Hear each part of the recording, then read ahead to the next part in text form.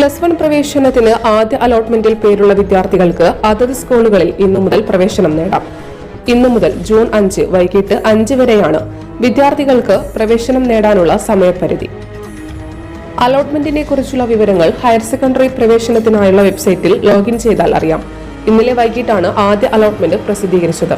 Allotment ലഭിച്ച വിദ്യാർത്ഥികൾ വെബ്സൈറ്റിൽ നിന്ന് അലോട്ട്മെന്റ് ലെറ്റർ ഡൗൺലോഡ് ചെയ്ത് പ്രിന്റ് എടുക്കണം.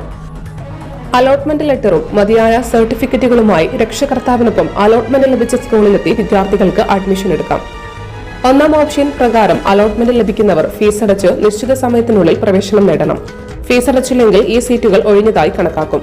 ഇവർക്ക് പിന്നീട് അവസരം ലഭിക്കില്ല.